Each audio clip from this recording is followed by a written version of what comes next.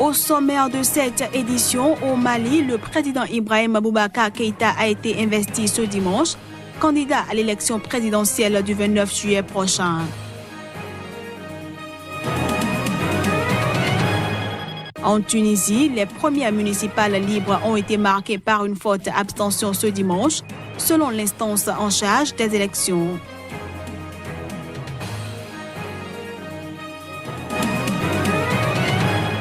Et puis au Nigeria, des prothèses sont posées aux rescapés des violences du groupe djihadiste Boko Haram.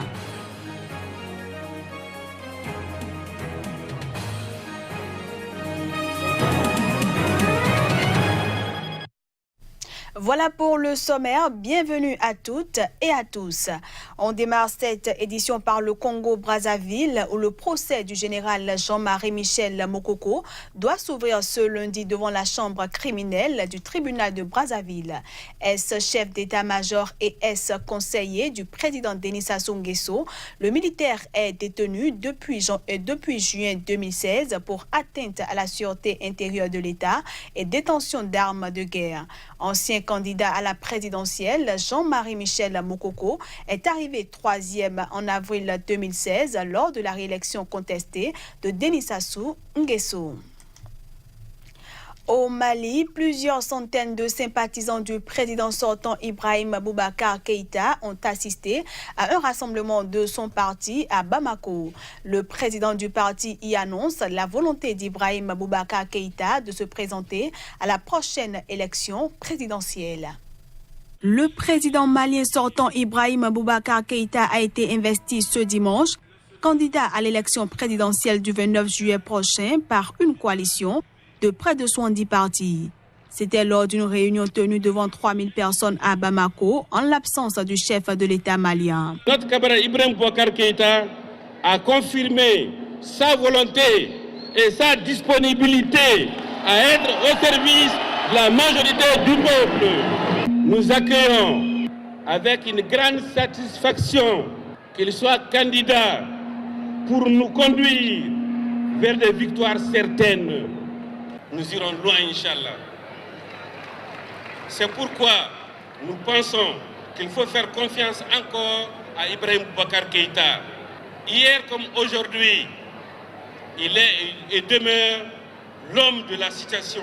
J'invite toutes les militantes et militants, les sympathisants du parti, des partis membres de la CMP, des partis engagés dans la nouvelle plateforme d'alliance politique et électorale, tous les patriotes à se mettre en mission pour que la victoire de Ibrahim Boubacar Keïta dès le premier tour soit possible. Une cérémonie d'investiture sera organisée à une date non précisée par le président de la formation présidentielle. Par ailleurs, l'investiture d'Ibrahim Boubacar Keïta intervient après le lancement le 29 avril dernier d'une coalition d'une soixantaine de partis politiques et associations pour réaliser l'alternance et le changement en juillet.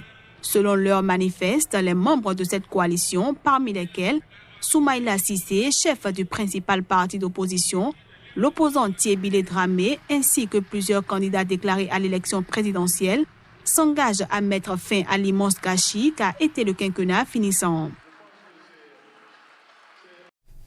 Pendant ce temps, les préparatifs pour la présidentielle de 2020 vont bon train en Côte d'Ivoire.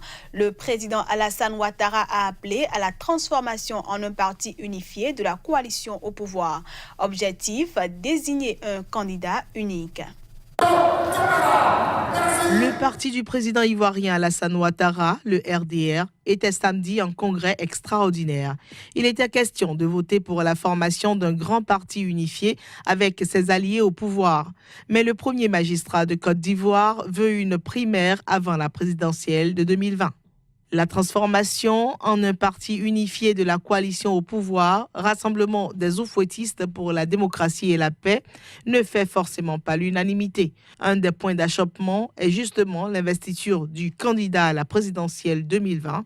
Une partie des membres du PDCI estime que cette investiture revient de droit à leur formation puisqu'ils ont soutenu celle du RDR à 2 reprises. En Tunisie, le taux de participation aux premières municipales libres de ce dimanche n'a atteint que 33,7% au niveau national et seulement 26% à Tunis. C'est du moins ce qu'a annoncé l'ISI, entendez l'instance en charge des élections. En ce qui concerne le taux de participation générale, il est estimé à 33,7%. C'est un résultat prévu et attendu. C'est un taux de participation normal vu la particularité des élections municipales. Elles n'ont pas de caractère politique direct comme les élections présidentielles et législatives premièrement. Deuxièmement, elles touchent directement le citoyen. Le plus important pour nous, c'est que les élections municipales ont eu lieu. C'est un moment historique pour la Tunisie, nous en sommes certains. Ce sont les premières élections municipales après la Révolution. Ce n'est pas grave, les élections municipales ont eu lieu et nous ferons mieux les prochaines fois. Concernant la municipalité de Mdila, le Conseil n'a pas de problème à prendre la décision de reporter dans les 8 centres de vote les élections à Mdila, afin de confirmer le principe de transparence, pour que les élections aient lieu dans des conditions normales et pas dans les conditions d'aujourd'hui. Nous avons le droit à 1 mois dès l'annonce des résultats préliminaires pour prendre la décision d'une nouvelle date après le report. Allons à présent au Nigeria où les rescapés des violences du groupe djihadiste Boko Haram ont droit à une seconde chance. En effet, grâce au docteur Forget, des prothèses leur sont posées à l'hôpital orthopédique de Kano. Victime d'un attentat de Boko Haram au Nigeria en 2016, Ndjida Maïdougou avait eu la chance d'en réchapper mais avait perdu l'une de ses jambes. Aujourd'hui, il arbore un immense sourire et ce, alors qu'il fait ses premiers pas depuis près de 2 ans. Il a en effet bénéficié à l'hôpital orthopédique de Kano d'une prothèse. Dans cet établissement, les employés du Comité international de la Croix-Rouge en charge de ce programme ont déjà posé 262 prothèses depuis 2016. J'ai perdu ma jambe à cause d'une bombe près du marché dans la rue Oussari. C'est à un poste de contrôle alors que les gens faisaient l'objet d'une fouille qu'une femme kamikaze a frappé. J'ai été touché par une balle alors que j'essayais de fuir. C'était la cause de mon problème.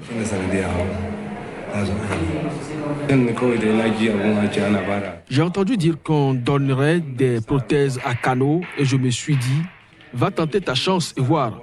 On est allé voir les médecins et ils ont dit qu'on devrait venir à Kano et de me faire installer la jambe artificielle.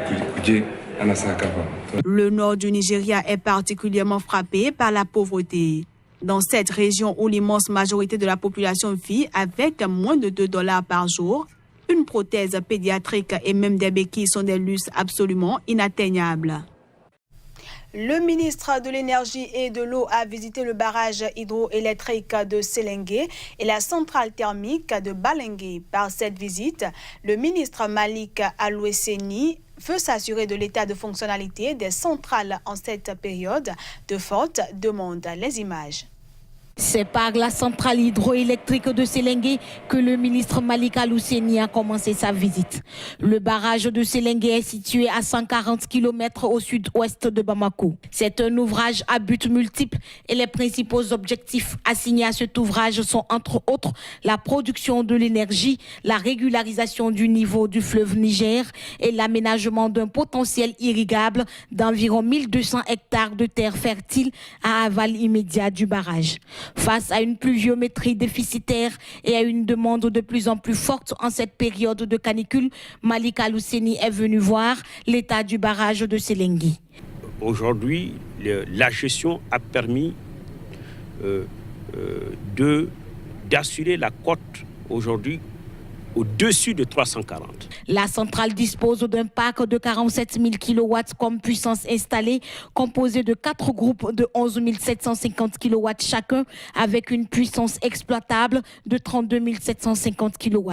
Cette limitation de puissance est due au fait que la révision décennale de 3 groupes n'est toujours pas effectuée. En effet, l'État malien a contracté un prêt de 28 milliards de francs CFA auprès de la Banque ouest-africaine de développement pour la réhabilitation de certains ouvrages. Le ministre est venu se rendre compte du respect des consignes de gestion. Nous avons constaté que les premières actions sont en route et que c'est une première visite et que nous allons suivre étroitement la mise en œuvre donc, de ce tableau de bord pour que cette période de pointe, vous savez, qui va être marquée par les élections générales, notamment l'élection présidentielle en juillet, mais aussi le carême qui démarre vers mi-mai 2018 et aussi la Coupe du Monde. Dans la zone de Balengue, il a été constaté que certains exploitants utilisent des dragues. Des îlots s'élèvent dans le fleuve et entravent l'écoulement des eaux. Le ministre indique que des dispositions seront prises pour mettre fin à cette pratique. Le premier Cleaning Day, le jour de nettoyage national décrété par le nouveau président Julius Maada Bio, a eu lieu en Sierra Leone ce dimanche.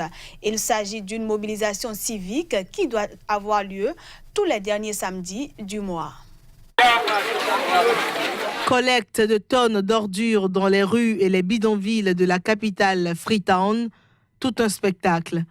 Ils étaient des centaines d'hommes et de femmes à prendre part à ce festival de salubrité. La Sierra Leone, au cours des 15 dernières années, a été touchée par 4 inondations majeures, avec un bilan officiel de 1141 morts et disparus. 9 mois plus tard, des tonnes d'ordures et de déchets en plastique jonchent toujours Crow Bay. J'aime l'enthousiasme des gens. Ils veulent vraiment que leur environnement devienne propre. J'aime également le fait que tout le monde participe. Ce n'est pas une question de parti politique. Tout le monde met la main à la pâte. Le nettoyage est une bonne chose parce que notre pays est vraiment trop sale, surtout ce caniveau-là. Les gens balaient chez eux et jettent leurs détritus dans l'égout et pendant la saison des pluies, ça inonde nos maisons. Après ce nettoyage, l'eau pourra s'écouler normalement jusqu'à la mer. Élu le 9 avril face aux candidats du parti au pouvoir sur un programme prônant la discipline, Maada Bio a entre autres rétabli au nom de la salubrité du pays le Cleaning Day. Pour sa première édition, le grand nettoyage qui devait durer 5 heures en a plutôt duré 7, tant les amas d'ordures étaient importants. Et puis au Sénégal, la maison Ousmane Sow a été inaugurée ce samedi à Dakar. Le joyau porte le nom du sculpteur sénégalais décédé fin 2016 et connu à travers le monde pour ses œuvres monumentales. Le Sénégal a saisi l'occasion d'une manifestation internationale sur l'art africain contemporain pour rendre hommage à un de ses dignes fils. La maison Ousmane Sow, située à Yoff, en banlieue de Dakar, où le sculpteur a habité jusqu'à son décès en décembre 2016, a été ouverte samedi au grand public en présence de fans de l'art. Dans cette maison seront présentées, selon son entourage, les œuvres de l'artiste, séries africaines, séries en hommage aux grands hommes qui marquèrent sa vie, petites sculptures Nouba, œuvres inédites et œuvres inachevées. Il y avait une notion de continuité. C'est une maison qu'il a bâtie, qu'il a pensée, bâtie, décorée, puisque les sols que vous voyez sont recouverts de sa matière, les murs également. C'est comme un livre, cette maison aussi. C'est-à-dire que quelqu'un qui vient ici peut avoir une vision globale de l'œuvre d'Ousmane, du moins les séries africaines et les grands hommes. Ah mais c'est fabuleux, ça confirme justement mes convictions que c'est vraiment un orfèvre de l'art sculptural dans la mesure où ces sculptures majestueuses nous informent sur la culture mondiale, on va dire, et négro-africaine en particulier. L'inauguration de la maison Ousmane Sow a lieu en marge de l'édition 2018 de Dakar, lancée jeudi. Le Dakar, qui se tient jusqu'au 2 juin, est une occasion d'un hommage à cette grande figure du Sénégal dans le domaine de l'art. Et voilà, mesdames, messieurs, ce sera tout pour cette édition. Merci à tous de l'avoir suivi et excellente semaine à chacun et à tous.